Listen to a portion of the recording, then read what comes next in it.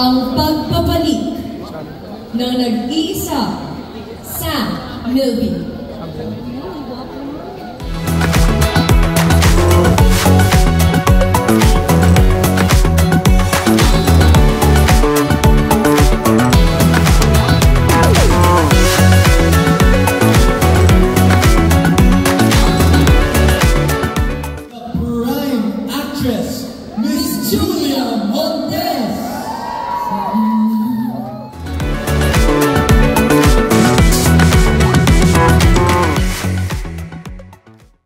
Nakita natin kanina. Palakpakan po natin ang cast, directors, and creative manager ng Saving Grace. Special to dahil kay Sir Deo. This project ginawa ko is because of Sir Deo. Sadly, wala siya ngayon to see this outcome. Lahat po na nakita nyo ngayon, hindi po ito mabubuo ng isa, dalawa. Buong pamilya po ito ng Saving Grace, from on-cam hanggang off-cam.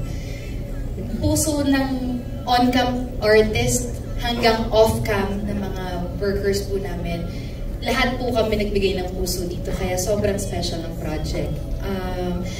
Kung anong natutunan ko naman po kay Ana, siguro hindi lang natutunan nakarelate ako kay Ana kasi may ugali po akong nag-wall din ako. So it's really hard to open up, especially kapag yun yung takot mo. And with Ana, yun yung, kaya hirap na hirap akong i-portray yung role, especially the first part, the first episode na nakita nyo, kasi ang hirap magpigil. Especially kung nakita nyo na yung galing ng bata. Sobrang inosente, sobrang raw. Tapos kapag umiiyak na siya, kailangan kong pigilan na huwag ako madala kasi kailangan maklaro ko sa tao na hindi ako emosyonal na tao. Kasi ang dami kong pinagdaanan, walled up akong tao. So, ang hirap-hirap nun. So, parang, ang dami lang factor na natutunan ko kay Ana sa pagpapatawad, sa pag-open, sa...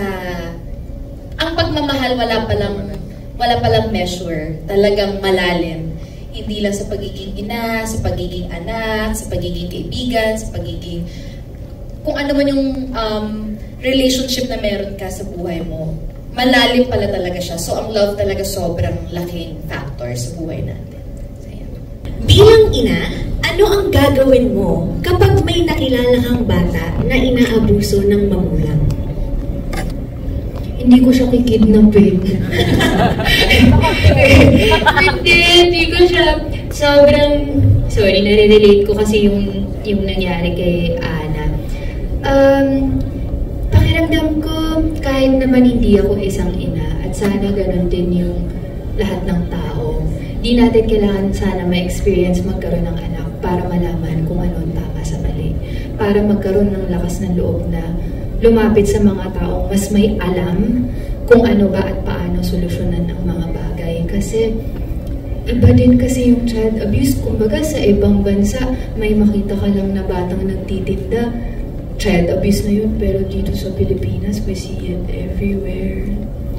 And minsan kahit kausapin natin sa kanila, parang na-ingrain na rin na normal na lang yung ginagawa nila. So, syempre dyan, kasama dyan yung prayers, pero syempre, kilos-kilos din. Huwag tayong magtatakip ng tenga, hindi tayo wala naman akong connection dyan lalo na kung first hand mong na-experience at nakikita. So ikaw, you're someone na who would do something, talagang magte-take action kapag may nakita kang bata na inaabuso. Yes, take action talaga. Kasi ang salita ng naawa ko, sana maligtas ko siya. Salita lang naman yun hanggat hindi mo ginagawa ng parang. Our directors, Direct FM and Direct Dolly and si Danix, na talagang nagbigay ng oras para sagutin lahat ng mga tanong sa isip ko. Kasi nung una ko itong ginagawa, para akong sabog. Hindi ko alam kung paano ilalapat yung mga paa ko dun sa shoes ng character. But sa patience nila, umokay naman, awa ni God. Salamat sa mga press na nandito and sana nag-enjoy kayo.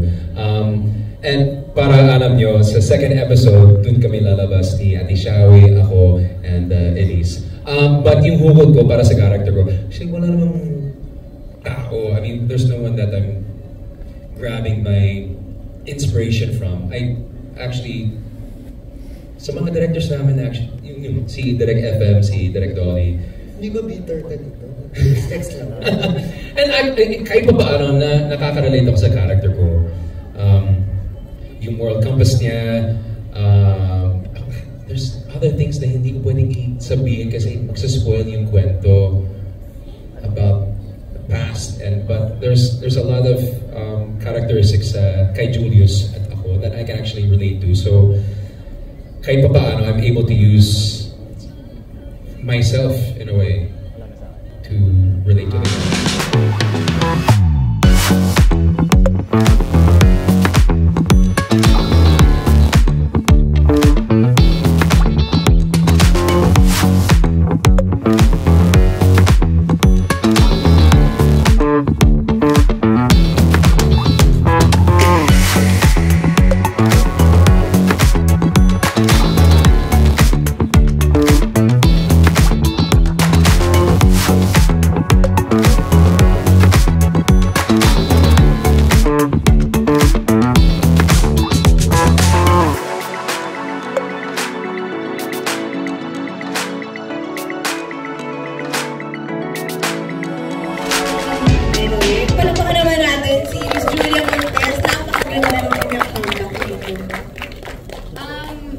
Actually, preparation, yun nga sabi ko nga pa, napakaswerte ko na hindi ko naman nagagawa ito kung wala ang bawat isa.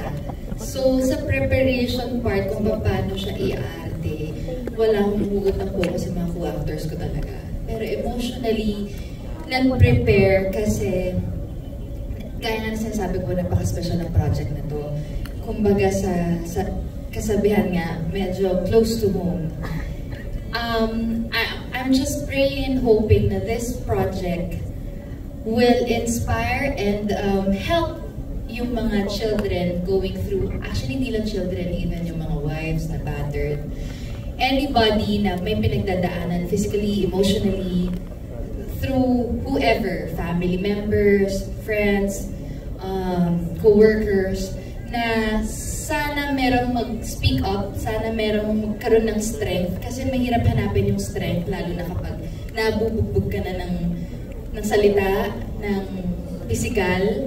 Hindi mo na alam minsan, mapapatanong ka ba, tama pa bang lumaban ako ng tama? Kasi ano ba yung sinasabi ko pong tama? Yung, minsan tulad sa kwento ni Grace, may kasabihan tayo mga Pilipino na, nanay mo pa rin yan.